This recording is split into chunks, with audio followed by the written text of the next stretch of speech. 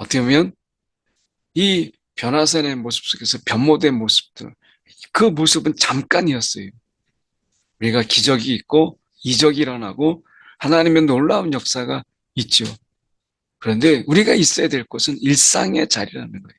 그 일상의 자리 속에서 우리가 하나님께서 보이시는 이러한 하나님의 놀라운 어떤 일들을 우리가 일상에서 경험하기를 원하시는 거죠. 놀라운 기적만, 우리가 그 영광만 있는 것이 아니라 예수님께서는 십자가에 그 모진 삶이 있었어요. 오늘 우리에게도 마찬가지로 우리가 하나님의 기적과 이적과 그리고 그 말씀 속에서 우리 가운데 때로는 환상을 보이시기도 하시지만 우리가 있어야 될 곳은 바로 일상의 자리 속에서 예수님의 삶을 살아가는 것.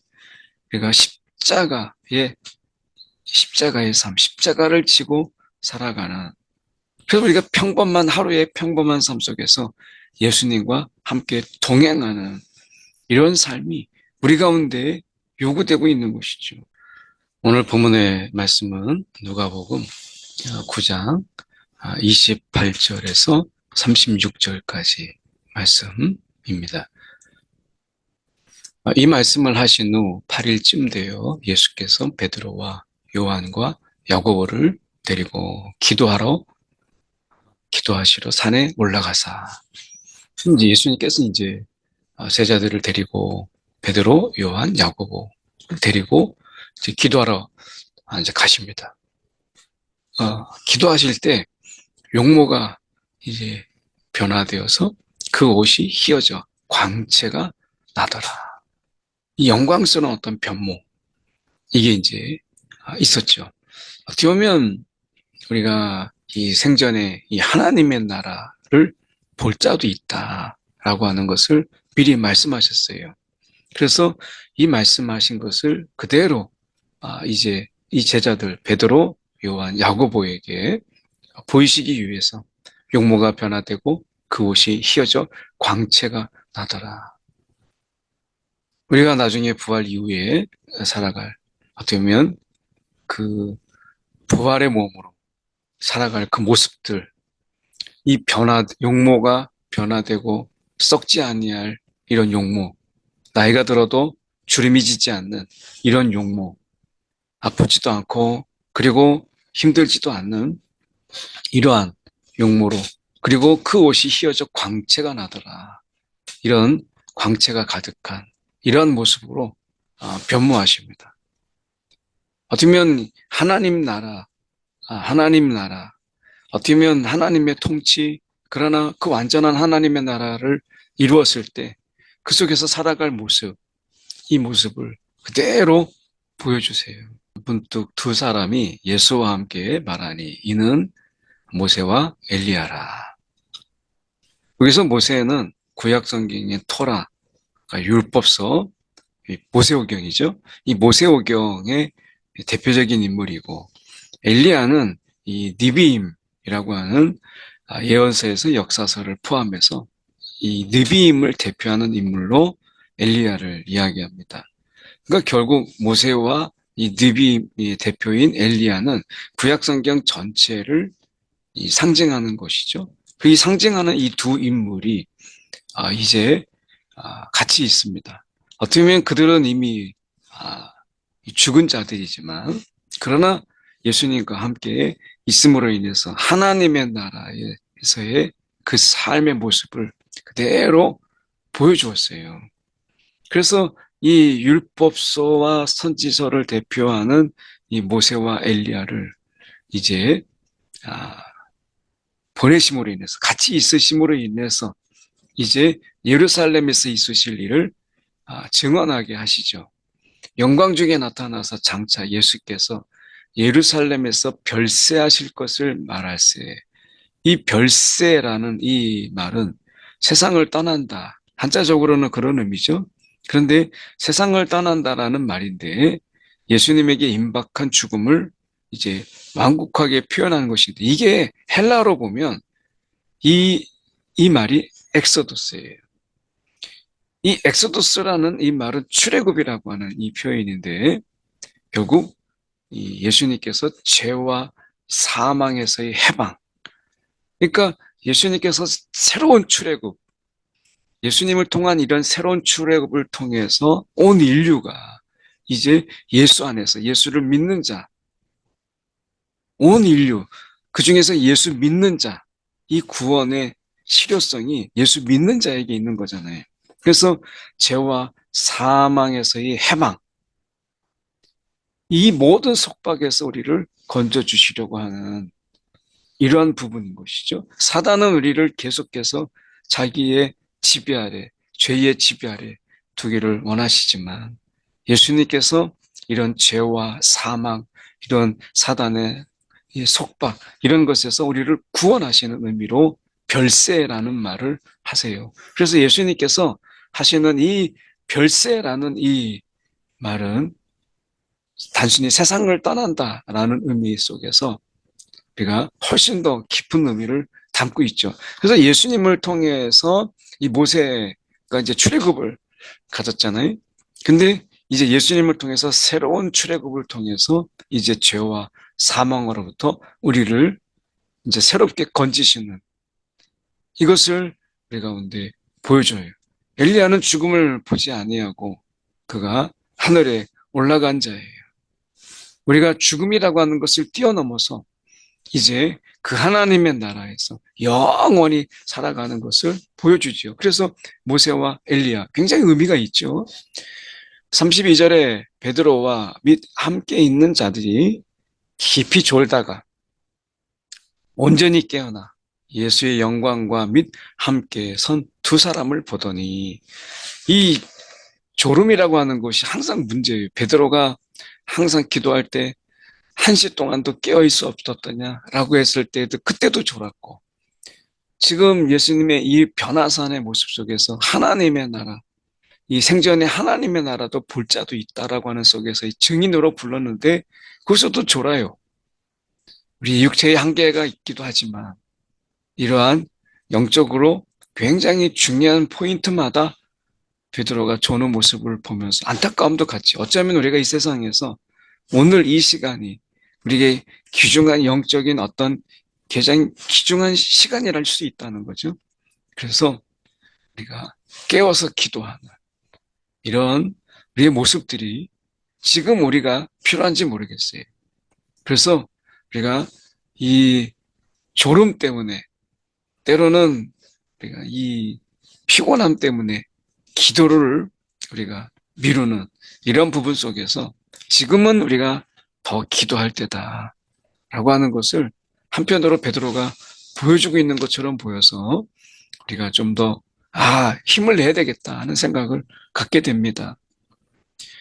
두 사람이 떠날 때에 베드로가 예수께 여짜오되 주여 우리가 여기 있는 것이 좋사오니 우리가 초막 셋을 칠 때 하나는 주를 위하여 하나는 모세를 위하여 하나는 엘리야를 위하여 하되 자기가 하는 말을 자기도 알지 못하더라.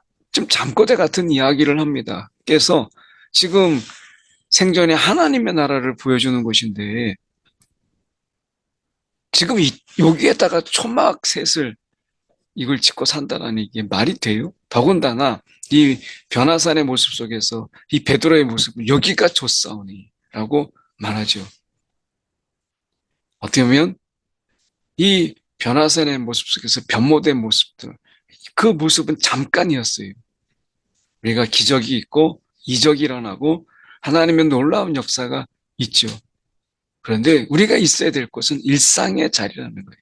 그 일상의 자리 속에서 우리가 하나님께서 보이시는 이러한 하나님의 놀라운 어떤 일들을 우리가 일상에서 경험하기를 원하시는 거죠. 놀라운 기적만, 우리가 그 영광만 있는 것이 아니라 예수님께서는 십자가에 그 모진 삶이 있었어요. 오늘 우리에게도 마찬가지로 우리가 하나님의 기적과 이적과 그리고 그 말씀 속에서 우리 가운데 때로는 환상을 보이시기도 하시지만 우리가 있어야 될 곳은 바로 일상의 자리 속에서 예수님의 삶을 살아가는 것, 그러니까 십자가의 삶, 십자가를 지고 살아가는, 그래서 우리가 하루의 평범한 삶 속에서 예수님과 함께 동행하는 이런 삶이 우리 가운데 요구되고 있는 것이죠. 그런데 일상의 삶은 다 내버려 두고 이 특별한 시간들, 어떻게 보면 우리가 이 영광의 시간, 이런 시간만, 기적의 시간만 추구하고 일상을 내팽개치는 많은 그런 또 이단들도 있고 이런 신비주의자들도 있잖아요. 하나님은 그거를 원치 않으세요. 하나님이 우리 가운데 원하시는 것은 일상의 삶 속에서 십자가를 지고 우리가 살아가는 삶 속에서 예수가 이루시고자 하시는 일들을 우리를 통해서 이루시기를 원하시는 것이죠. 우리 가운데 이적이 없다, 그 말이 아닙니다. 그런데 우리가 살아가야 될 삶은 일상에서 예수의 삶이다 라고 하는 것, 우리가 기억해야 되겠죠. 이 말 할 즈음에 구름이 와서 그들을 덮는지라. 구름 속으로 들어갈 때에 그들이 무서워하더니 구름이 임합니다. 그리고 그들이 이제 구름 속에 들어가요. 그 하나님의 강력한 임재를 말씀하시는 거죠. 구름 속에서 소리가 납니다. 이는 나의 아들, 곧 택함을 받은 자니. 나의 아들, 곧 택함을 받은 자니. 너희는 그의 말을 들으라. 택함을 받은 자니. 오늘 우리가 예수 안에서 택함을 받은 자들이에요. 오늘 그 하나님의 아들, 그 예수 안에서 그의 말을 들으라 라고 말씀하죠.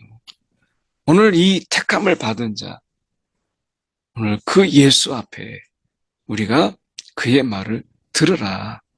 오늘 우리는 그의 말을 듣기 위해서 택함을 받았어요. 예수님께서 마찬가지로 하나님의 말씀을 듣기 위해서 온전한 순종 그 말씀대로 행하시기 위해서 택함을 받으신 것처럼 오늘 우리도 그의 말을 듣기 위하여 택함을 받은 자들이다. 오늘 우리는 예수님의 말씀에 귀를 기울이고 오늘 그분의 뜻을 따르기 위해서 택함을 받은 자예요. 오늘 우리가 택함을 받은 궁극적인 이유, 그의 말을 들으라 라고 하는 거, 이것이죠. 오늘 저와 여러분이 이 하나님의 택함 속에 있다. 오늘도 우리가 이 택함에 있기 때문에 주님의 말씀에 귀를 기울이는, 오늘 우리가 가운데 무슨 말씀을 하실까 라고 하는 것에 귀를 기울인 자들이다 라고 하는 것이죠. 소리가 그침에 오직 예수만 보이더라. 오직 예수만 보이더라. 제자들이 잠잠하여 그 본 것을 무엇이든지 그때에는 아무에게도 이르지 아니하느니라. 예수만 보이더라. 이 말이 참 색다르게 보이죠. 우리가 세상은 보이지 않고 오직 예수만 보이더라. 우리에게도 이 세상에 많은 어려움도 있고 힘든 일도 있고 문제도 있고 괴로움도 있지만 예수만 보이는 그런 우리의 삶, 오늘 그분만 보이는 그런 우리의 삶이 되기를 바랍니다. 기도하겠습니다. 사랑이 많으신 하나님 아버지, 이 세상에 우리의 눈을 유혹하고 우리의 귀를 미혹하는 것들이 많지만 예수의 음성, 예수만 바라보는 우리의 삶이 되게 하시고 우리가 예수의 음성만 들리고 예수만 바라보는 우리의 삶이 또한 우리 가운데 있게 하여 주옵소서. 이를 위하여 택함을 받은 우리의 삶인 것을 기억하며 변화된 그런 영광의 자리, 그런 자가 아니라 우리가 그런 자리만 바라보는 일상을 내팽개치는 삶이 아니라 평범한 삶 속에서 주님의 뜻을 따라가는, 여전히 그 십자가를 지고 가는 우리의 삶이 되게 하여 주시옵소서.